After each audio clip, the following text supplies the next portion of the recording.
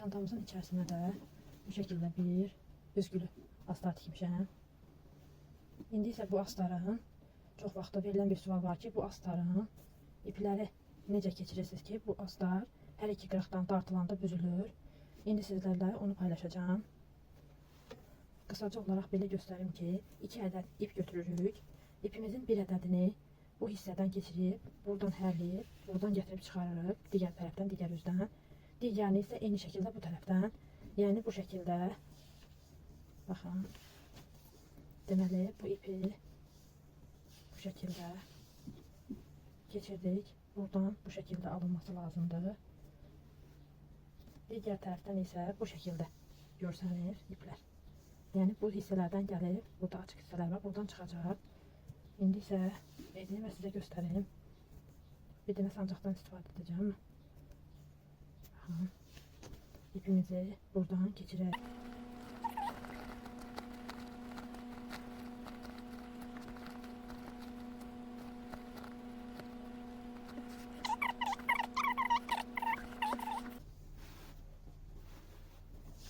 Devam edək.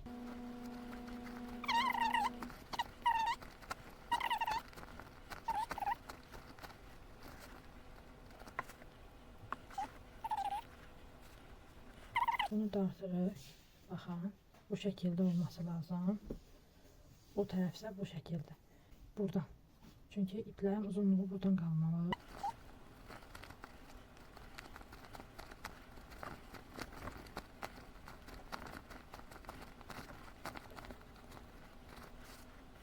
Baxın, bu şəkildə bu tərəfdən çıxdı.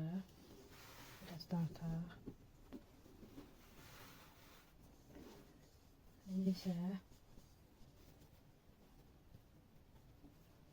görürsünüz burada. Bunu yine bu taraftan qaytarıb bu tarafa.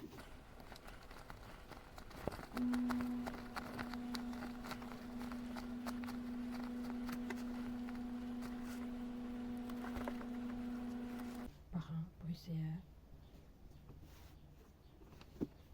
Buradan bir dənə belə, buradan bir dənə belə, bu şəkildə. Buradan da bir dənə belə, bu şəkildə. Olmaq lazımdır ki, istədiyimizi alındıra bilək. Baxın, isə bunları çəkək. Baxın, bu şəkildə. Görürsünüz, belə alınır.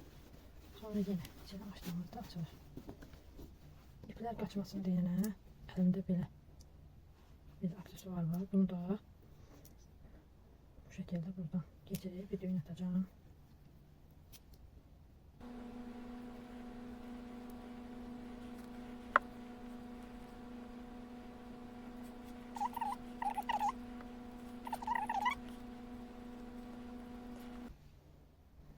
Artıq büzgülü astarımız hazırdır.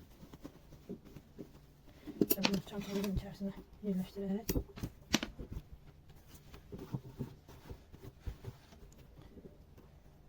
İsteğe uygun olarak bu ipləri buradan da keçirə bilərsiniz. O zaman astar ümumiyyətlə içindən çıxmayacaq. Və yaxud da bu şəkildə də saxlaya bilərsiniz. Və bizim çantamız hazırdır. Bu şəkildə. Bu çantadan sadəcə əldə bir ədəd var. Əldə etmək istəyənlər, qiyməti barədə məlumat almaq istəyənlər direktə yazıb soruşa bilərsiniz. Kanalıma abone olmağı, beğenmeyi ve videomu paylaşmayı unutmayın.